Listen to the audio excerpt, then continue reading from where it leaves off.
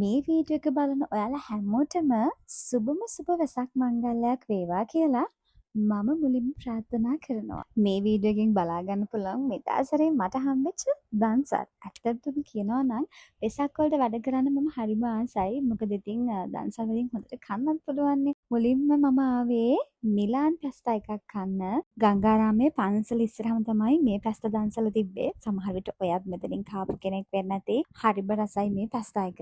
ඉතින් මෙදා සැරේ ගංගාරාමේ පන්සල ඉස්සරහා විතරක් නෙමෙයි තවත් ලංකාවේ නොයෙකුත් ප්‍රදේශවල නොයෙකුත් තැන්වල මේ වගේ මිලාන් පැස්තා දන්සල් 20ක් විතර තිබ්බා. දැන් මේ මං යන්නේ තව එකකට.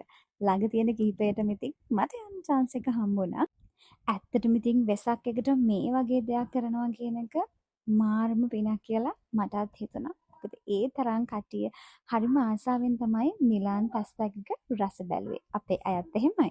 ඔයාලා දන්නවද මෙදා සැරේ වෙසක් එකට මිලාන් පැස්තා දන්සල් 20ක් විතර තිබ්බා.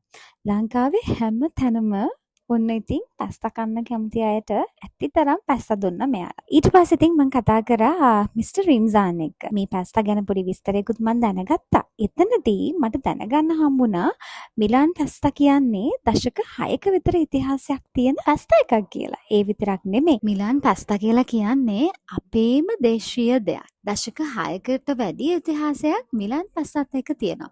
ගුණාත්මක භාවය, වටිනාකම, ඒ වගේම ප්‍රමිතිය මේ හැම දෙයක්ම එකතු වෙච්ච පැස්තා එකක් තමයි මිලාන් පැස්තා කියලා කියන්නේ. ඉතින් බය නැතුව අපිට කන්න පුළුවන්. මොකද අපේ ශරීරයට අවශ්‍ය කරන සමහර පෝෂණීය දේවල් මේ පැස්තා එකේ එකතු කරලා තියෙනවා. ඉතින් ලංකාව පුරා මම කිව්වනේ මෙදාසරේ මිලාන් පැස්තා දන්සල් තිබ්බා කියලා. මේ තියෙන ඒ වගේ කිහිපයක් සමහර විට බලන්න මේ වීඩියෝ එකේ ඔයත් ඉන්නවා ඇති. හැබැයි ඉතින් පොලිමේ ඉඳලා කෑවත් පාඩු නැති පැස්තා එකක් තමයි මිලාන් පැස්තා කියලා කියන්නේ. මොකද අපේ ඇඟටත් ගුණයි. අපේ බඩත් පිරෙනවා.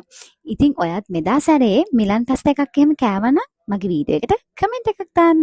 බුදුහාමුදුරුත් කියලා තියෙනවනේ අපිට තියෙන දේවල් බෙදා හදාගෙන කන්න ඕනේ කියලා. ඉතින් මෙදා සැරේ වෙසක් එකට මිලාන් පැස්තා එක කරේ මේ සත්කාරේ නම් හරිම වටිනවා.